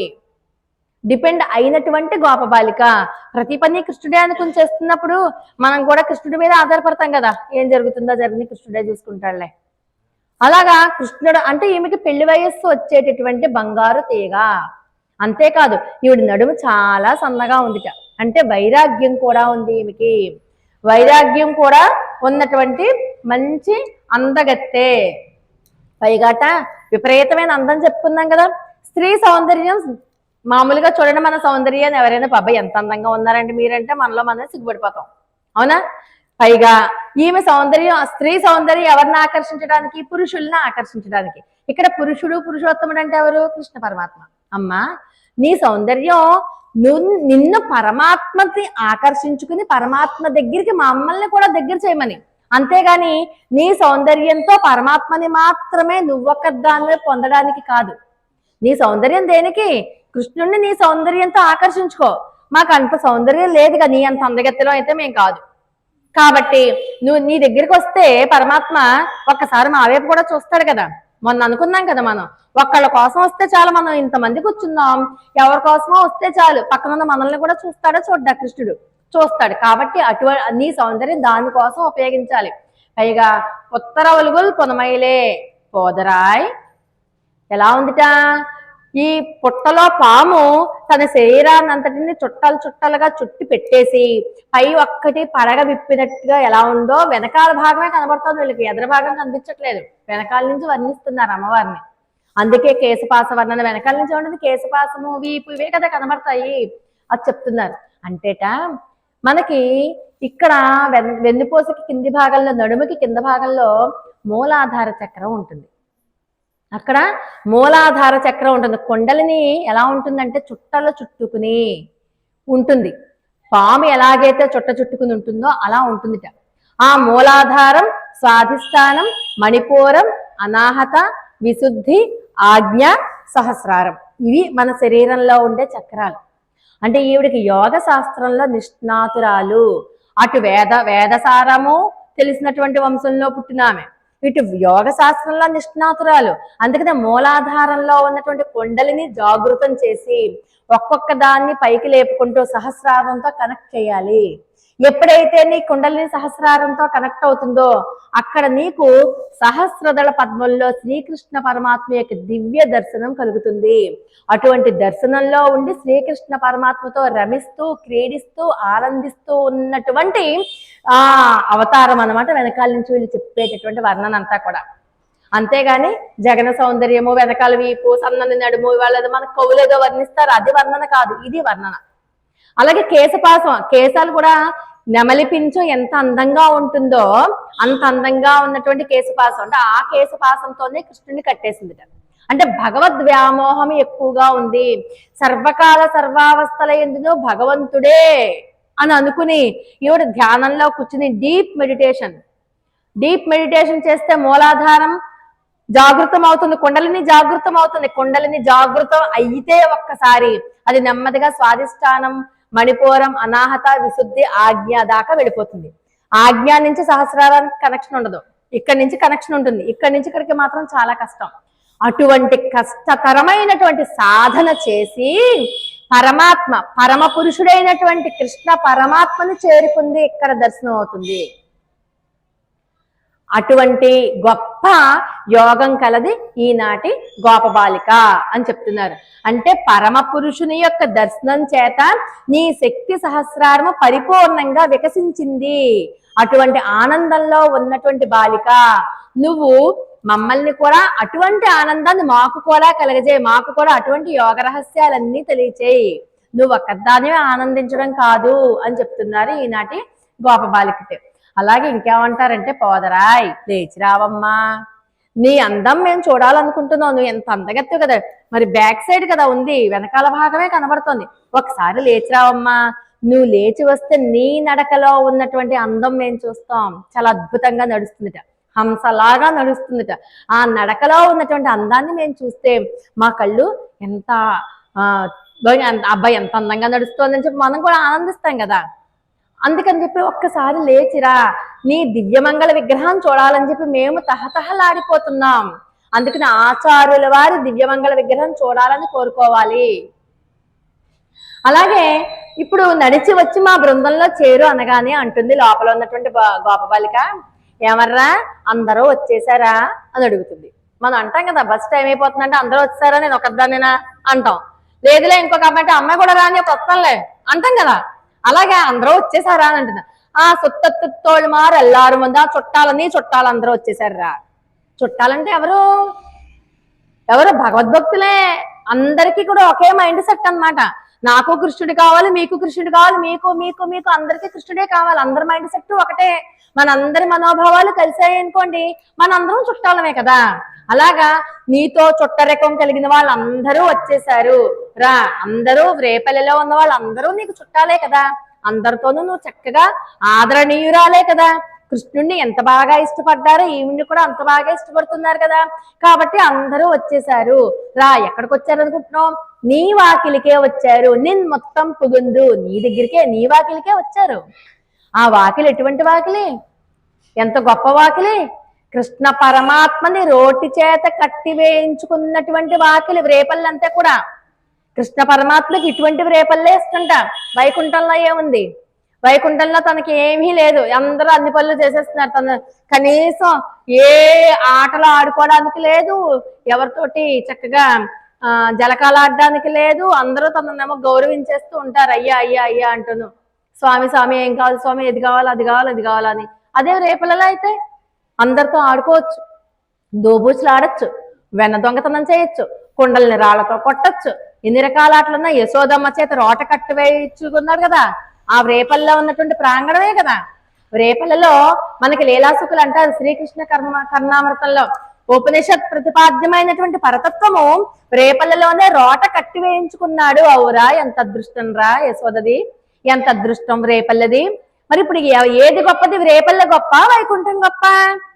రేపల్లే గొప్ప, ఇక్కడే ఉన్నాడు కదా కృష్ణుడు, ఆడాడు పాడాడు, మనం ఇన్ని లీలలు చెప్పుకుంటున్నాం, అసలు వైకుంఠం గురించి ఒకసారన్నా చెప్పుకున్నావా? ఇన్ని రోజుల నుంచి కృష్ణుడు రేపల్లె గోపికలు యశోద ఇదే కదా చెప్పుకుంటున్నాం. అంటే కృష్ణుడికి కూడా రేపల్లె అంటేనే ఇష్టంట. ఇక్కడే కదా మరి మంచి మంచి అందమైన అమ్మాయిలు ఉన్నారు ఇక్కడే కదా, అందుకని అందంగా ఉన్నారు కాబట్టి ఇదే ఇష్టంట. అక్కడైతే ఎవరు ఉండరు, అక్కడ ఎంతసేపు అందరూ తనలాగే ఉంటారు, తను అడగకుండానే అన్ని చేసేస్తున్నారు, అక్కడ తను కనీసం మాట్లాడినా కూడా మాట్లాడకుండానే అన్ని చేసేస్తున్నారు. అటువంటి దానికి ఇష్టం లేదుట, రేపల్లె అంటేనే ఇష్టంట. అటువంటి రేపల్లెలో చేరడమే మాకు ఇష్టం అమ్మా, మాకు పరమపదం కాదు ఇష్టం, నీ ముంగిలికి నీ వాకిటికి నీ ఇంటి ఎదురుగుండగా ఉండడమే మాకు ఇష్టం. అటువంటి నీ ఇంటి ఎదురుగుండగా వచ్చామమ్మా ఇవాళ, అదే మాకు చాలా ఇష్టం, కాబట్టి మాకు నువ్వు బయటికి రా అంట. సరే వచ్చారా, నా ఇంటి ముంగిటికి వచ్చారు కదా, ఏం కావాలి మీకు, ఏం కావాలి చెప్పండి. ఏమొద్దమ్మా, ముగిల్ వన్నన్ పేర్పర మేఘవర్ణుని కీర్తించి పాడదామని చెప్పొచ్చాం. ఎందుకని, నువ్వు మరి సహస్రారంలో శ్రీకృష్ణ పరమాత్మతో రమిస్తున్నావు కదా, అక్కడి నుంచి నిన్ను వెనక్కి తీసుకురావాలంటే కృష్ణనామ సంకీర్తన చెయ్యాలి కదా. ఈ రోజు మేఘవర్ణ అంటే కొత్త నామం, నిన్నటి నామం ఏంటి చెప్పండి? శ్రీమన్నారాయణ. వెరీ గుడ్, చాలా బాగుంది. నారాయణ అన్న 4 అక్షరాలు పట్టుకున్నాం కదా, ఈ రోజు మేఘవర్ణ అని పిలుస్తున్నారు. అంటే మేఘవర్ణుణ్ణి కీర్తిద్దామని. ఎందుకని మేఘవర్ణ? ఇంకా నామాలు ఉన్నాయి కదా. అంటే మేఘానికి ఎలాగైతే పక్షపాతం లేదో, మేఘం అక్కడ మంచి పైరు ఉంది దాని మీదే కురుస్తాను, ఇక్కడ పెంట కుప్పం ఉంది కాబట్టి కురవను, అక్కడ మంచి వాళ్ళు ఉన్నారు కాబట్టి అక్కడే వర్షం కురుస్తాను, ఇక్కడ అందరూ కూడా దుర్మార్గులు ఇక్కడ వర్షం కురవను అంటుందా? అండదు. అలాగే కృష్ణ పరమాత్మ కూడా ఏ పక్షపాతము లేదు, అందరూ అన్న ఇష్టమే. కాబట్టి అందరినీ ఇష్టపడేటటువంటి కృష్ణనామైనటువంటి మేఘవర్ణ అని కీర్తిస్తాము. అలా కీర్తించడం కూడా మా ఆనందం కోసం కాదు, నువ్వు ఆనందపడతావని, నువ్వు సంతోషిస్తావని, నీ కోసమే మేఘవర్ణ అని చెప్పి కీర్తిస్తాము. అలా కీర్తించినా కూడా ఒలకవు పలకవు ఏంటమ్మా, ఒక్క మాటైనా మాట్లాడాలి కదా. సిత్తాదే పేసాదే సెల్వపెండాట్టి. ఇవాళ ఏంటి? సెల్వపెండాట్టి సంపన్నురాలవగు ఓ అమ్మా. ఏంటా సంపన్నత? బోళ్ళని ఆవుల మందలు ఉన్నాయదా? బోళ్ళంత ఐశ్వర్యం ఉందదా? కాదు. తను చేసే ప్రతి పని కూడా కృష్ణుడి కోసం అని చెప్పి చేస్తుంది. చూసారా? మనం ఎప్పుడైతే మనం చేసే ప్రతి పని కూడా భగవంతుని కోసం చేస్తామో, మనం చేసే ప్రతిది కూడా భగవత్ కైంకర్యం అయిపోతుంది, భగవత్ సేవ అయిపోతున్నది. మన కోసం కాదు, భగవంతుని కోసం చేస్తున్నాం. ఆ భగవత్ కైంకర్య నిష్ట ఎక్కువగా ఉన్నటువంటి గోపబాలిక. మనకున్న ఐశ్వర్యం, ఎన్ని నగలేసుకున్నాం, ఎంత ఆస్తి ఉంది, ఎన్ని మేడలు, ఎన్ని ఫ్యాక్టరీలు, అవి కాదు ఆస్తి అంటే. ఆస్తి అంటే ఏంటి? ఎంత భక్తిరాలువి నువ్వు, భగవంతునితో నువ్వు ఎంతసేపు ఉంటున్నావు, అది నీకు నిన్ను ఎక్కడికో తీసుకెళ్తుంది. ఈ ఆస్తి ఐశ్వర్యాలు నేను ఎక్కడికి తీసుకెళ్ళవు, ఇంకా కిందకి తొక్కేస్తాయి. అవునా కదా? కాబట్టి మనకున్నటువంటి సంపదని భగవత్ పరంగా మనం ఖర్చు చేసామనుకోండి, అప్పుడు అది భగవత్ కైంకర్యం అవుతుంది. అప్పుడు మనం ఆస్తిపరులం అవుతాం. అటువంటి ఆస్తి, భగవత్ కైంకర్య నిష్ట కలిగినటువంటి ఆస్తి ఎక్కువగా ఉంది, అంత ఐశ్వర్యవంతం ఉంది. అందుకని ఓ సంపన్నురాలు అమ్మా, నువ్వు నీ వాక్కు చేత, నీ నడక చేత, నీ గుణాల చేత మమ్మల్ని ఆనందింప చెయ్యాలి. నువ్వు నడుస్తుంటే చూసామే అనుకో, మా కళ్ళకున్నటువంటి ఉపవాసం పోతుంది. ఎంత బాగా నడుస్తుంది మన గోపిక, ఈ అందంతోనే కదా కృష్ణుడి దగ్గరికి లాక్కుంటుంది, మనల్ని కూడా ఈ అందంతోనే కదా తీసుకెళ్తుంది కృష్ణుడి దగ్గరికి. అబ్బా ఎంత బాగా మాట్లాడుతుంది, ఈ మాటలు మాట్లాడుతుంటే మనలో ఉన్నటువంటి అహంకారం తగ్గిపోతుంది కదా. అమ్మా ఇప్పుడు మనలో ఉన్న అహంకారం పోయింది, కృష్ణుడు మన దగ్గరికి వచ్చేస్తాడు. ఇలాగా అమ్మా నీ దగ్గర ఉన్నది మా అందరికీ ఇవ్వు, ఇచ్చి నువ్వు ఆనందించుకోవాలి. అంతేగాని నువ్వొకదాన్ని ఆనందిస్తావేంటమ్మా? ఈ నిద్రకి నీ అర్థం ఏంటి? ఇప్పుడు మధుర పదార్థం ఉందని నేనే చేసేసుకుని చక్కెర పొంగల్ నేనే తినేసాను అనుకోండి, ఆ స్వీట్నెస్ పెద్దగా అనిపించదు, బాగుంటుంది. నెయ్యి, జీడిపప్పు, చక్కగా కొబ్బరి ముక్కలు అన్ని వేసి బాగుంటుంది. అలా కాకుండా అందరికీ పెట్టాను అనుకోండి, మీరేమంటారు? చాలా బాగా చేశారండి, చక్కెర పొంగల్ ఎంత బాగుందో అన్నారు అనుకోండి, ఇంకా ఆనందం, ఇంకా స్వీట్నెస్, అబ్బా ఎంత బాగుందో, ఇంకా బాగున్నట్టు అనిపిస్తుంది మనకి. అలాగా కృష్ణ పరమాత్మను నువ్వొకదానివి ఆనందించడం కాదు, అప్పుడేం బాగుంటుంది? అది పరిపూర్ణత కాదు. మాతో కలిపి కనుక నువ్వు ఆనందించావు అంటే అది కదా పరిపూర్ణత, అప్పుడు కదా పరిపూర్ణత. అందుకని చెప్పి భగవద్ అనుభవంలో మునిగిపోయి బాహ్య స్మృతి కోల్పోయినటువంటి ఈ గోపబాలికని ఏమంటారు? నువ్వొక్కదానివే ఆనందించడం కాదమ్మా, మాతో కలిసి నువ్వు ఆనందించాలి, అప్పుడే దానికి పరిపూర్ణత కలుగుతుంది అంటూ ఈనాటి గోపబాలికని చెప్తూ ఉన్నారు. మనం ఇంతకు ముందు పాసురాల్లో చెప్పుకున్నట్టుగానే ఈ రోజు పాసురంలో కూడా ఒక ఆళ్వారిని లేపుకుంటాం. ఈ ఆళ్వారు ఎవరంటే ఒక సేనాధిపతి, వాళ్ళ తండ్రి గారు కూడా చోళ రాజ్యంలో చోళ ప్రభు దగ్గర పనిచేస్తూ ఉండేవారు. పనిచేస్తూ ఉంటే ఈ కొడుకు కూడా ఈయన సారంగం అనేటటువంటి పరమాత్మ యొక్క ఒక ఆయుధం ఉంటుంది కదా, ఆయుధం నుంచి పుట్టిన ఆయన అనమాట ఆ ఆళ్వారు. సరే ఈయనకి నీలుడు అని చెప్పి పేరు పెట్టారు. తండ్రి గారి దగ్గర ఉంటూ చక్కగా యుద్ధ విద్యలు అన్నీ నేర్చుకున్నారు. చాలా నమ్మకంగా ఉండేవారు అనమాట సైన్యంలో. ఈ నమ్మకాన్ని చూసి రాజుగారు ఏం చేశారంటే కొంత రాజ్యం ఇచ్చి, మరి మొత్తం అంతా పరిపాలించాలంటే కూడా చాలా కష్టం కదా, అందుకని కొంత రాజ్యం ఇచ్చి ఆ రాజ్యాన్ని నువ్వు పరిపాలించు అని చెప్పి ఇచ్చారు. చాలా మంచివాడు, చాలా కైంకర్యం అది బాగా ఉన్నవాడు, ప్రజల్ని కన్నబిడ్డల్లాగా పరిపాలించేవాడు. కొంతకాలం అయ్యేసరికి ఎప్పుడైతే రాజ్యం వచ్చిందో చేతిలోకి, వెంటనే బుద్ధి మారిపోయి అక్కర్లేని అన్ని రకాలైనటువంటి అలవాట్లు వచ్చేసాయి. దుర్వ్యసనాలకు లోనయ్యాడు. ఇంకా ప్రజల్ని పట్టి పీడించేసేవాడు పందుల కోసం. అలా ఉన్నాడు అనమాట నీలుడు. అటువంటి పరిస్థితుల్లో ఆ రాజ్యంలోనే ఉన్నటువంటి ఒక ప్రాంతంలో ఒక చెరువు ఉండేది. ఆ చెరువు దగ్గరికి అప్సరసలు వచ్చి, మనకు చూడండి కొన్ని దేవాలయాలు కలితే ఇక్కడ అప్సరసలు స్నానం చేసేవారట, ఇక్కడ గంధర్వులు తిరిగేవారట అని కొన్ని విశేషమైనటువంటి దేవాలయాల గురించి చెప్తూ ఉంటాం. రాత్రులు అమ్మవారు తిరుగుతుందిట చెప్పుకుంటాం కదా. అలాగే ఆ ఊళ్ళో కూడా ఉన్నటువంటి సరస్సులో అక్కడ అప్సరసలు వచ్చి స్నానం చేసి వెళ్ళిపోయేవారట.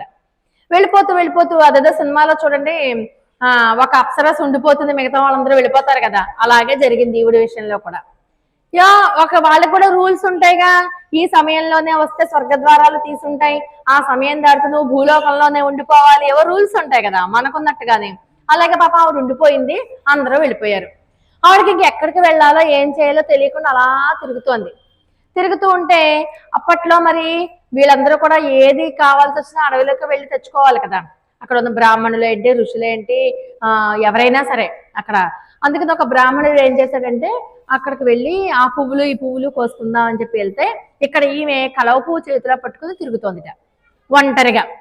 ఈయనేంటి ఎప్పుడు చూసినట్లేదు, మన ఊళ్ళో కొత్త ఆవిడలా ఉందేంటి ఈవిడ అని అనుకుని, అమ్మాయి నువ్వెవరివి అంటే, ఏమో నాకు తెలియదు, నా వాళ్ళందరూ నన్ను ఇక్కడ వదిలేసి వెళ్ళిపోయారు, నేను ఎక్కడికి వెళ్ళాలో తెలియట్లేదు నాకు, పోనీ నేను మీ ఇంటికి వచ్చేస్తాను, నన్ను మీతో పాటు తీసుకెళ్ళండి అంటుంది ఆవిడ. అంటే సరే, ఈ బ్రాహ్మణుడికి కూడా పిల్లలు లేరు. సో సర్లే, ఎలాగైతే విష్ణు చిత్తుల వారికి గోదాదేవి దొరికిందో అలాగే నాకు దొరికిందని అనుకున్నాడు ఆయన.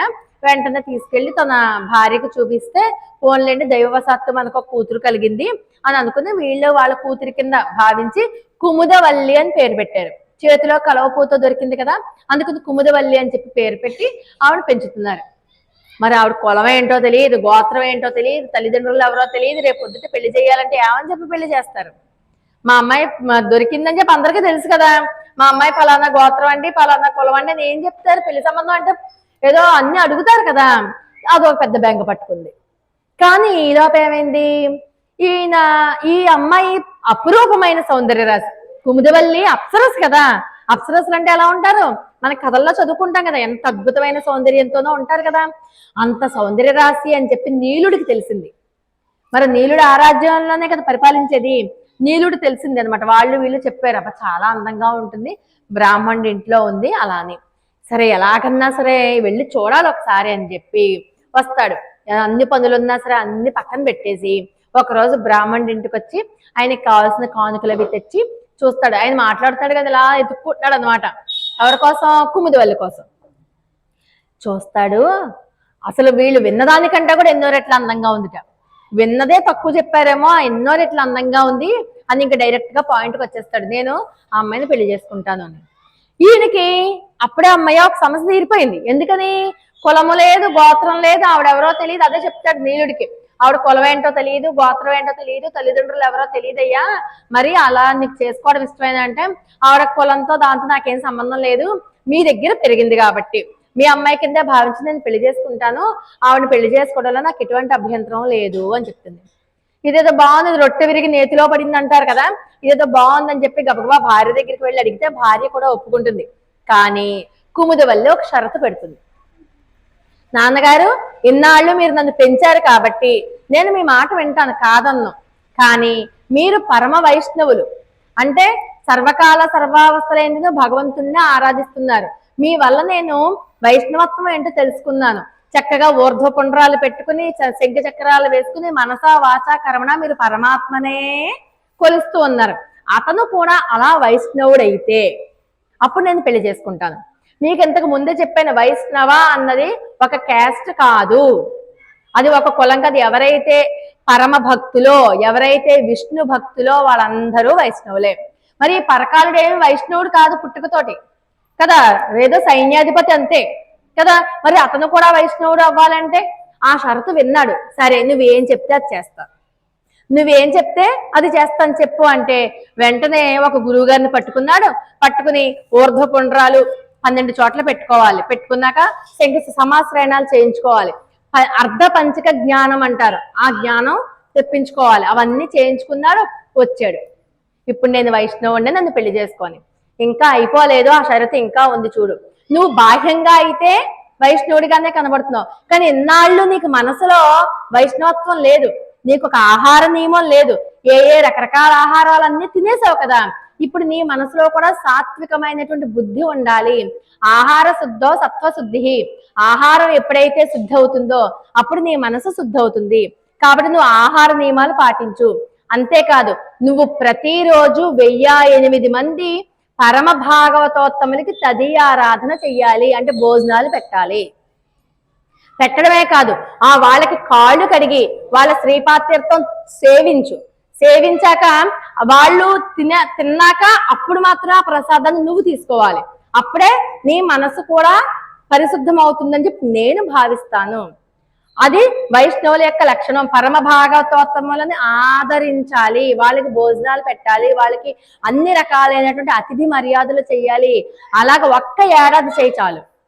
ప్రతిరోజు 1008 మందికి భోజనాలు పెట్టడం అంటే మాట్లాడండి. మనం ఒక ఇంట్లో ఒక పండగ చేసుకుని ఒక 400 మంది 500 మంది వస్తున్నాయి, బాబోయ్ 12,000 అయిపోయింది, 14,000 అయిపోయింది, 2 లక్షలు అయిపోయిందని లెక్కలు వేసుకుంటాం. అలాంటిది ప్రతిరోజు 1008 మందికి ఏడాది పాటు పెట్టాలంటే ఎక్కడి నుంచి వస్తాడు డబ్బులు? చాలా కష్టం కదా. కానీ మరి రాజ్యం తన చేతిలోనే ఉంది కదా. ఊరుకుంటాడంటే తన దగ్గర ఉన్నది ముందు ఖర్చు పెట్టేశాడు, తర్వాత కోశాగారం తలుపులు తీర్చాడు, మొత్తం ఊడ్చేశాడు మొత్తం ఏడాది పాటు. మరి చోళరాజుకి ఒక సామంత రాజ్యం తనకి అప్పచెప్పినప్పుడు కప్పం కట్టాలి కదా. ఆ రాజ్యానికి రెవెన్యూ వస్తుంది కదా, పన్నులు ప్రజల నుంచి. ఆ పన్నులన్నీ కూడా మళ్ళీ గవర్నమెంట్ కట్టేయాలి కదా. మరి ఎక్కడ కడుతున్నాడు? రాజుగారు పంపించారనుకో, ఇప్పుడు కాదు అర్జెంట్ పని ఉంది సాయంకాలం రా, సాయంకాలం వచ్చాడనుకో రేపు రా, రేపు వచ్చాడనుకో 2 రోజులు ఆగిరా. ఇలాగ కాలం గడుపుతున్నాడు. ఎంతమందిని పంపినా ఇదే మాట. ఇలా కాదని చెప్పి సైన్యాన్ని పంపుతాడు ఆయన. సైన్యాన్ని పంపితే హత్తెరి నా మీదకి మీరెవరు వచ్చేదని చెప్పి కత్తి దూయడం, ఫట్ ఫట్ మనల్ని ఆడించాడు, వాళ్ళు పంపేయడం. ఎంతమంది వచ్చినా అదే డబ్బులు కట్టడం, రేపు మాపు అంటాడు. ఇంకా అలా కాదని చెప్పి రాజుగారే వచ్చాడు. రాజుగారే వచ్చేస్తే రాజుగారును ఈయన ఇంకా ఫైటింగ్ ఇద్దరును. అంటే బంధించండి ముందు అతన్ని అంటారు. నన్ను ఎవర్రా బంధించేదని చెప్పి మొదలు పెట్టాడు. భుజబలం కావాలి కదా మొత్తం అందరినీ. ఇంతకీ రాజుగారి పేక దగ్గరికి కత్తి వెళ్ళిపోతుంది. అప్పుడు ఆలోచిస్తాడు, ఈయన కదా నాకు రాజ్యం ఇచ్చాడు, ఈయన ఎంత మంచివాడు, అసలు నన్ను చూసి నన్ను నమ్మి రాజ్యాన్ని ఇచ్చాడా, నాకు ఒక స్టేటస్ కల్పించాడా, నన్ను ఒక రాజుగా పెట్టాడా, అలాంటి ఆయన మీద ఈ రోజు నేను కృతజ్ఞత లేకుండా కత్తి దూస్తున్నానా, అయ్యయ్యో కత్తి కింద పడేశాడు. అదే సమయంలో అతను కూడా అనిపించింది, వీడు చాలా మంచివాడు కదా, అందుకే కదా నేను ఈ రాజ్యాన్ని ఇచ్చాడు. పరమ భాగవతోత్తముడు తన విలాసాలకు ఏమన్నా ఖర్చు పెట్టుకున్నాడా? లేదు కదా. కానీ ఏం చేయను, పన్నులు వసూలు చేస్తేనే నేను ఏమన్నా ప్రజలకు మంచి చేయగలను, పన్నులు ఇవ్వకపోతే నేను ఏం చేయలేను కదా. అయ్యో వీడిని పట్టి బంధించండి అన్నారు. అయ్యో మీరు కప్పం కోసం పన్నుల కోసం వచ్చారా, ఒక 2 నెలల టైం ఇవ్వండి ఇచ్చేస్తాను అన్నాడు. ఇన్నాళ్ళు అయిపోయింది, నీకు ఇచ్చే టైము, బంధించండి చెరసాల్లో వేయండి అంటాడు. బంధించేస్తాడు, చెరసాల్లో వేస్తాడు. చెరసాల్లో వేస్తే చెరసాల్లో ఉన్నా కూడా ఎప్పుడూ కూడా మరి ఏడాది పాటు సాగుతోంది కదా, ఏడాది పాటు సాగుతోంది. ఏడాది పాటు చేస్తున్నందుకు కుముదివల్లి పెళ్లి చేసేసుకుంది. పెళ్లి అయిపోయినా కూడా ఆపలేదు తదియారాధన, అలవాటైపోయింది. ప్రతిరోజు భోజనాలు పెట్టడం, ఇస్తర్లు ఎత్తడం, కరగడం, వాళ్ళు రావడం అలవాటైపోయింది పని. మనం ప్రతిరోజు భగవన్నామం చేసామనుకోని అలవాటైపోతుంది కదా మనకి, వదలలేము ఇంకా. అలాగే ఏడాది పాటు 1008 మందికి భోజనాలు పెట్టడంతో అలవాటైపోయిన పని వదలలేక పెళ్లి అయిపోయాక కూడా ఇదే కార్యక్రమం మొదలుపెట్టాడు. ఇంకా రాజుగారు ఏం చేస్తారంటే చెరసాలలో వేసేస్తారు, ఖైదు చేస్తారు.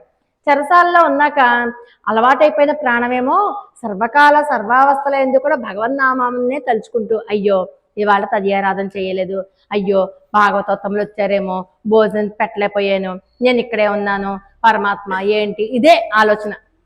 పరమాత్మ ఎప్పుడు సంతోషిస్తాడు? పరమ భాగవతోత్తములైన వాళ్ళు సేవ చేసుకుంటేనే కదా సంతోషిస్తాడు అని చెప్పుకున్నాం.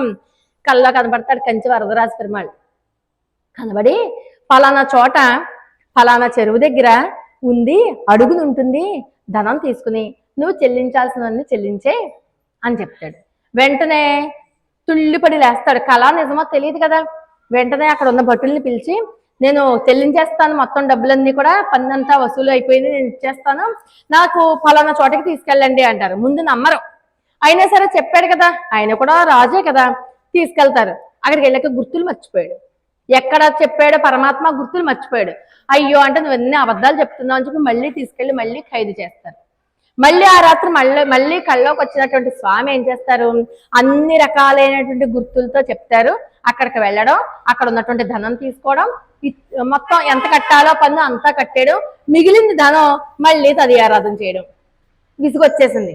ఈ కప్పాలు పన్నులు ఎవడు కడతాడు, ఈ రాజ్యభారి ఎవరు మోస్తారు, ఇది కాదు, ఎంత ఉన్నా డబ్బులు సరిపోదు, ఇలా కాదు, దొంగతనం చేద్దాం, దారి కాసేసి కొట్టేద్దాం, ఎవరిని అవినీతి పరుల్ని, డబ్బులు బాగా ఉండి భక్తులు కాని వాళ్ళ కొంపలు కొట్టి లేని వాళ్ళందరికీ పెట్టేద్దాం అని అనుకున్నాడు.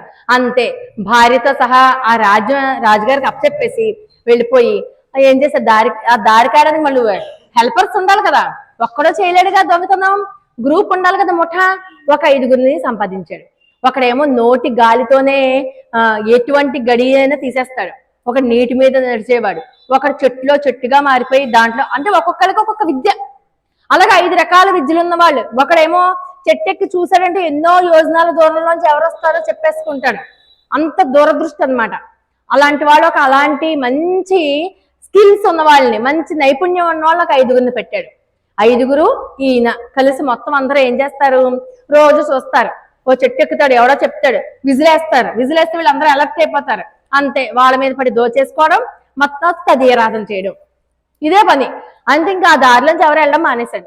అమ్మో అలా వెళ్తే పరకాలుడు ఉన్నాడు. పరకాలుడు అంటే కాలయముల్లాగా మీద పడి భక్తులు కాని వాళ్ళందరినీ దోచేసి భక్తులైన వాళ్ళకి పెట్టాడు.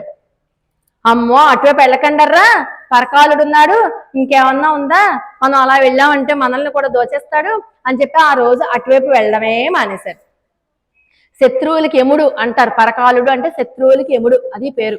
ఇంకా భయం వేసేసింది, ఎవరు వెళ్ళడం మానేశారు, భక్తులైన వాళ్ళు తప్ప మిగతా వాళ్ళు వెళ్ళడం మానేశారు. భక్తులను ఎలాగా ఏం చేయడు. అలా జరుగుతుంటే ఒకసారి ఏమైంది, పాప ఆ రోజు తదియారాధనకి డబ్బులు లేవు. ఒకళ్ళ ఇంటికి వెళ్ళాడు, ఆ ఇల్లు ఏదో చాలా బాగుంది అని చెప్పి అలా నుంచున్నాడు. లోపల నుంచి ఆమె ఒక భర్త తినేసిన కంచం బంగారు పళ్ళెం, ఆ పళ్ళాన్ని కడుగుదాం అని చెప్పి తీసుకొస్తే చేతిలో బంగారు పళ్ళాన్ని చూసి వెంటనే పక్కన దాక్కున్నాడు కదా ఇతను నీలుడు పరకాలుడు, వెంటనే గబాలను వచ్చి ఆ కంచం తీసేసుకుంటాడు. తీసుకోగానే అస్మద్ గురుభ్యో నమః అంటుంది. అంటే చెడ్డ వార్త వింటే చచ్చిపోయాను రోయ్ ఆ మాటలు మాట్లాడకూడదుట. రామరామ, శివ శివ, కృష్ణ కృష్ణ అని మాట్లాడుకోవాలి. వీళ్ళకి ఆచార్యనిష్ట ఉంది కాబట్టి అస్మద్ గురుభ్యో నమః అంది. అలా అందోలేదు, అమ్మో వీళ్ళు భక్తులా అనుకున్నాడు. దొంగతనం చేసేసిన బంగారపు కంచెను మళ్ళీ వాళ్ళింట్లోనే విసిరేసి వెళ్ళిపోయాడు. భర్త వచ్చి నానా తిట్లు తిడతాడు. అదేంటి నువ్వు ఆ మాట అనకపోతే ఉండలేవేంటి, చక్కగా అదేదో తదియారాధనకు ఉపయోగపడేది కదా, మన నుంచేమో ఇచ్చినా తీసుకోడు, భక్తుల నుంచి ఏం తీసుకోడు కదా, మరి అయ్యయ్యో నువ్వు అసలు ఆ మాట అనకుండా ఉంటే ఈ బంగారు పళ్ళెం నీలుడికి ఉపయోగపడేది, చక్కగా అందరికీ ఆ భోజనం పెట్టేవాడు అంటే అయ్యయ్యో అని చెప్పి బాధపడతారు. అంటే చూడండి భక్తి అంటే ఎలా ఉంటుందో. వెంటనే ఇంకేం చేస్తాడు, సరిపోవట్లేదు ఎలాగనో ఈసారి అలా కదా, పెద్ద పెళ్లి సంబంధం ఏదైనా వస్తే బాగుండు, ఒక్క దెబ్బకి మొత్తం మన ప్రాబ్లమ్స్ అన్ని సాల్వ్ అయిపోవాలి అనుకున్నారు. చూస్తున్నారు 1 రోజు 2 రోజులు 3 రోజులు అయిపోతున్నాయి. ఈ లోపల పెద్ద ఊరేగింపు, పెళ్లి ఊరేగింపు, మామూలు ఆషామాషిగా లేదు. రథగజ త్వరగా బోలి ఏనుగులు, గుర్రాలు, ఒంటెలు, రకరకాల వాహనాలతో పాటు బోళ్ళంత బంగారం, రాజుగారు, రాణి, అమ్మ, పెళ్లి కొడుకు, పెళ్లి కూతురు, బోళ్ళంత మంది వస్తున్నారు. చూశాడు ఒకడు చెట్టు పెక్కి, ఇవాళ మన పంట పండింది పరకాల, సిద్ధంగా ఉండు, ఈ రోజు మనం ఇది కనుక పెట్టుకుంటే 2-3 తరాలు తరించిపోతాయి, బోళ్ళంతా వస్తుంది ధనం మన దగ్గరికి అంటాడు. వీళ్ళందరూ సిద్ధంగా ఉన్నారు. అంతే, ఆ ఊరేగింపు దగ్గరికి రాగానే అందరూ మూకుమ్ముడిగా ఊరేగింపు మీద పడ్డాక ఏంటి ముందు అమ్మ బాబోయ్ పెళ్లి కొడుకు ఎంత అందంగా ఉన్నాడో, పెళ్లి కొడుకు నిండా ఆభరణాలు, ఈ ఆభరణాలు చూసి కళ్ళు చెదిరాయి. అమ్మ బోళ్ళన్ని రోజులు మనం తదియారాధన చేసేసుకోవచ్చు, అంతేగాని అయ్యో మనం స్థలాలు కొనుక్కోవచ్చు, మేడలు కట్టుకోవచ్చు అనుకోలే. బోళ్ళన్ని రోజులు పరమ భాగవతత్వములకు భోజనాలు పెట్టచ్చు, బోళ్ళు రోజులు వచ్చేస్తుంది. పెళ్లి కూతురు దగ్గరికి తర్వాత వెళ్దాం, ముందు పెళ్లి కొడుకు దగ్గర అన్ని ఒలిచేద్దాం. వీడేమో పెళ్లి కొడుకు దగ్గర ఒలుస్తున్నాడు పరకాలుడు, మిగతా వాళ్ళందరూ కూడా మిగతా వాళ్ళ దగ్గర ఒలిచేస్తున్నారు. వాళ్ళందరూ మూటలు పెట్టారు, అన్ని ఒలిచేశాడు పెళ్లి కొడుకు దగ్గర. కాలి బొటన వేలకు ఒక రింగ్ ఉండిపోయింది. ఏమయ్యా అన్ని తీసేసుకున్నావు కదా, ఆ రింగు ఉంటే ఏం పోతే ఏం వదిలేద్దు అన్నాడు ఆయన పెళ్లి కొడుకు.